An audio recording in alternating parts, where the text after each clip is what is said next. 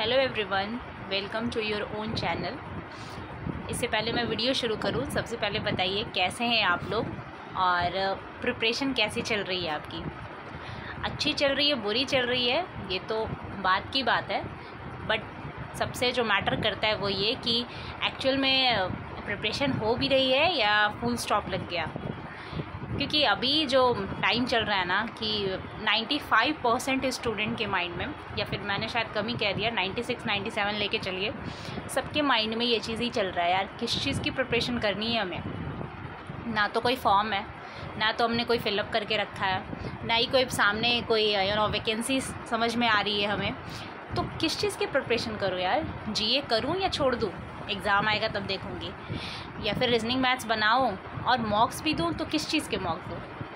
बहुत सारे क्वेश्चन, मतलब एक दो नहीं, मतलब हाँ अनलिमिटेड क्वेश्चंस चल रहे होंगे माइंड में हर एस्पिरेंट्स के। और कुछ ऐसे स्टूडेंट भी होंगे जिनके माइंड इतने शार्प होंगे कि बस वो फोकस होंगे जो आने वाले पेपर है। तो एग्ज़ाम, वैकेंसी, ये सब तो आएगी ही आएगी, जाहिर सी बात है। थोड़ा सा अगर ये अभी जो इलेक्शन का टाइम चल रहा है उसमें तो हम थोड़ा सा और भी लेके चलते हैं प्लस पॉइंट कि वैकेंसी आने के चांसेस ज़्यादा होते हैं। लेट्स सी क्या है नहीं है। फ़िलहाल मैं आती हूँ सामने टॉपिक पे जिसके लिए ये वीडियो बनाया था। तो ऑब्वियसली सबसे पहले तो अभी IDBI, जैम और एग्जीक्यूटिव को लेकर ये मैंने वीडियो बनाया है। आज एक्चुअली क्या है कि दो चीज़ें हैं। पहली ये, एक सेकेंड क्यों नहीं हो रहा, हाँ, पहली ये कि कॉन्ग्रेट्स और ऑल द बेस्ट, दोनों चीज़ें अगर मैं यहाँ बोलूँ तो गलत नहीं होगा। सबसे पहले कॉन्ग्रेचुलेशन तो उन लोगों को जिनका भी IDBI कल जूनियर असिस्टेंट मैनेजर का फाइनल रिज़ल्ट आ गया था। बहुत बहुत मुबारक हो आपको। बड़ा ही क्या कहते हैं, बड़ा ही सही टाइम पर आया है जब बहुत सारे बच्चे एकदम पूरा टेंशन में होंगे क्या करना नहीं करना है। वहाँ आप 52,000 की सैलरी उठाओगे, वो भी फर्स्ट मंथ से। क्योंकि सबको पता होगा कि जो लास्ट टाइम 31 दिसंबर को जो पेपर हुआ था उसमें जो IDBI PGDF कोर्स नहीं था उसके अंदर, उसमें डायरेक्ट आपकी ज्वाइनिंग थी और आपकी सैलरी वहीं से स्टार्ट थी। उसमें कोई आपको PGDF करने का जो भी लफड़ा और ये जो आप लोग बोलते हो ना, वो नहीं थी। एंड सैलरी भी सेम थी। ऐसा नहीं कि सैलरी PGDF से उन्होंने 52,000 रखा था, उन लोगों को 45,000 नहीं देंगे, ऐसा कुछ नहीं है। सैलरी भी इक्वल थी। बहुत ही अच्छा चीज़ है, बहुत ही। तो एक बार कमेंट ज़रूर कीजिएगा कि किनका किनका सिलेक्शन हुआ है, क्योंकि मेरे पास अभी तक कोई कमेंट आया नहीं है कि हाँ मेरा सिलेक्शन हो गया है। ज्वाइनिंग नहीं होती है तो बहुत लोग बोलते हैं, बट ये खुशी ज़रूर आप अपनी शेयर कीजिए। ये one of the best feeling है यार आपकी लाइफ की कि आपने फाइनली अचीव किया, ठीक है। और ऑल द बेस्ट उनके लिए जिनका कल पेपर है।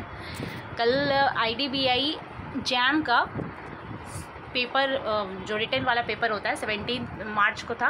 और मैंने लास्ट टाइम वीडियो में भी पूछा था कि जिनका भी पेपर अगर है तो प्लीज़ कमेंट कीजिएगा आप, लेकिन एक भी कमेंट आया नहीं। मतलब क्यों, मतलब किन ने फॉर्म नहीं भरा क्या कल 17 मार्च वाले पेपर का एग्ज़ाम, या फिर छुपे रुस्तम है आप सबकी। चलो ठीक है, पेपर देकर आएंगे तब बताएंगे, ऐसा क्या।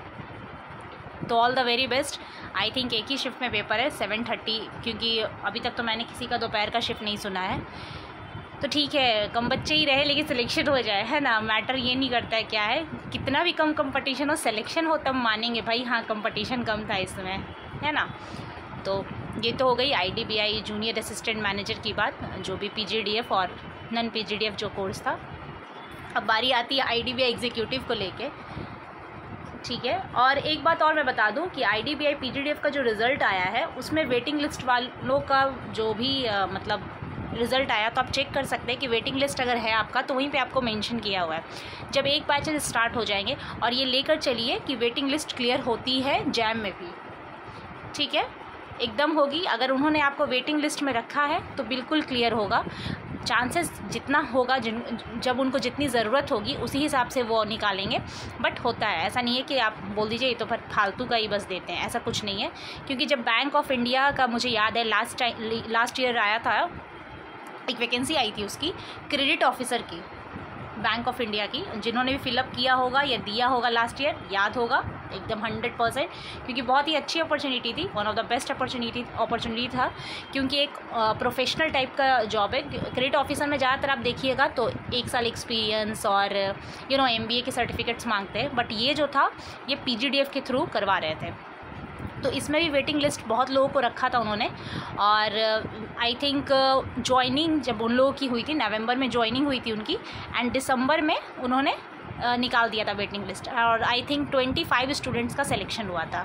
मेरी एक फ्रेंड वहाँ बैंक ऑफ इंडिया में है वहाँ, तो उसने बताया मुझे कि 25 स्टूडेंट को उसने लिया था, जबकि RRB का रिज़ल्ट आया जनवरी में, फिर NICL का रिज़ल्ट जो भी आते चले गए, तो बहुत सारे स्टूडेंट छोड़ते हैं, बट वेटिंग लिस्ट एक बार वो लोग ज़रूर निकालते हैं, और ज़रूरत अगर उन्हें रहती है तो सेकंड भी निकालते हैं, अदरवाइज़ फिर वो नया फॉर्म ही स्विच कर देते हैं, ताकि उन्हें भी तो रेवेन्यू चाहिए ना, जनरेट होते हम ही से ना, हमारे ही फॉर्म से तो जनरेट होती है, इतना हाई चार्ज होता है हमारे फॉर्म का। स्पेशली IDBI को देखो तो 1000 एक फॉर्म का चार्ज है।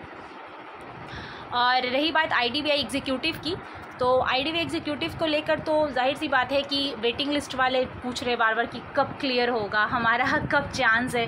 तो सबसे पहले तो आप ये देखिए कि ज्वाइनिंग हुई नहीं अभी तक, तो वेटिंग लिस्ट कहाँ से क्लियर करेंगे वो।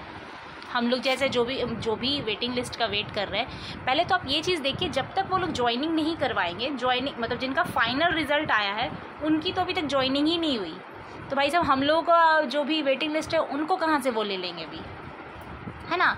तो ये सोचने वाली बात है। और मान कर चलिए कि जब भी आप लोग ऐसा सोच रहे हैं कि भाई जून में होगा, कुछ लोग तो कमेंट कर रहे हैं कि ज्वाइनिंग लेना ही ये भूल गए, लगता है ये हमारा ज्वाइनिंग लेंगे ही नहीं, हमें बुलाएंगे ही नहीं IDBI। कितना ही बहुत ही फालतू बात है, मत कीजिए ऐसे, क्यों ऐसे बोलना। अगर आपका रिज़ल्ट आया है, फाइनल उन्होंने लिखा है that you congratulation you have select, इतना खूबसूरत सा मैसेज अगर आपको किया है तो आपकी सिलेक्शन हुई, तो वो आपको नहीं लेंगे तो किसको लेंगे। जाहिर सी बात है आपने अचीव किया ना उनके टारगेट को, जो भी उन्होंने एग्ज़ाम में कट ऑफ्स दिए थे, जो भी दिया था, तो आपको ही लेंगे ना सिलेक्शन। आप इतना निगेटिव बात कैसे कर सकते हैं कि आपकी सिलेक्शन हो गई बट आपको ज्वाइनिंग नहीं करवाएंगे। ये तो वही बात हो गई ना, जब 30 दिसंबर को हम पेपर देकर आए थे तो बहुत सारे स्टूडेंट फरवरी में ऐसा कह रहे थे कि रिज़ल्ट ही नहीं आएगा, देखना 1000 रुपया लेके वो IDBI बैठ गया हमारा। लेकिन ठीक है, देर आया, थोड़ा टाइम लगा, ऑब्वियस से बात है, ये मान के चलती हूँ कि जहाँ 15 दिन में रिज़ल्ट, लास्ट टाइम तो खैर 1 वीक में आई थी, तो वहाँ पे इन्होंने 2 महीने अप्रॉक्स ले लिए थे। ठीक है, वो बात सही है, चलो मानते हैं, बट आई ना रिज़ल्ट, तो सेम यही चीज़ है कि थोड़ा सा डिले हो रहा है, मान कर चलिए, बट ज्वाइनिंग आएगी, बिल्कुल आएगी, और जल्द ही आएगी। आपको ये टाइम मिला है ना, थोड़ा सा मनाइए, खुशियाँ मनाइए। अब देखो कितना अच्छा चीज़ है, होली आ रहा है अभी पास में, सबको पता है होली पास में आ रही, 25 को आई थिंक होली है। अच्छा है ना, होली मनाइए, आप आराम से एंजॉय कीजिए फैमिली के साथ, वो भी जॉब, आपको पता है कि आप एग्जीक्यूटिव हो, तो कितनी खुशी वाली बात है। जूनियर असिस्टेंट मैनेजर का सिलेक्शन हुआ जिनका कल, आराम से एंजॉय कीजिए ये होली। तो आपको बस ये लास्ट होली है जो आप अनएम्प्लॉयड हो, उसके बाद तो आप पैसे कमाओगे ना। तो ये आप अपॉर्चुनिटी में लीजिए, थोड़ा सा अच्छा सोचिए, ऑप्टिमिस्टिक सोचिए कि IDBI आपको मौके दे रहे हैं। होली आराम से सेलिब्रेट कीजिए, उसके बाद ज्वाइनिंग वो निकालेंगे। अब बताइए, आपका 3 दिन का ट्रेनिंग होता, कहाँ पे पोस्टिंग दे देंगे, इधर उधर कहीं दे देते, तो फैमिली से भी आप नहीं मिल सकते। होली तो छोड़िए, फ़ोन ही कर देंगे ना, इतना बिजी शेड्यूल हो जाएगा कि फ़ोन से ही बात हो गई, वही बहुत बड़ी बात है। तो ठीक है, ये फेस्टिवल आराम से सेलिब्रेट कीजिए, फिर जो नेक्स्ट फेस्टिवल होगा फिर तो तब तक तो आप लोग तो खैर बहुत आगे ही पहुँचे ही रहेंगे, जाहिर सी बात है। तो बिल्कुल टेंशन मत लीजिए, और वेटिंग लिस्ट वाले ये चीज़ मत सोचिए कि हमारा अब क्यों नहीं आ रहा है, क्योंकि पहले उनका ज्वाइनिंग होगा, फिर आपकी वेटिंग लिस्ट आएगी, एंड अप्रॉक्स 1 से 2 बैच के बाद फर्स्ट वेटिंग लिस्ट आ जाएगी। इसके लिए भी टेंशन मत लीजिए। ऐसा नहीं है कि वो लोग 6 महीने साल भर वेट करवाएंगे या फिर 2 साल से वेटिंग लिस्ट निकाल रहे हैं, ऐसा कुछ नहीं है ना। तो कल के लिए again all the best. Please अपने इस चैनल को सब्सक्राइब कीजिए, शेयर कीजिए, थोड़ा भी सही लगता है, आपकी हेल्प होती है, तो प्लीज़ ज़्यादा से ज़्यादा लोगों में शेयर कीजिए। Thank you so much, and अपना ख्याल रखिए, एंड टेक केयर।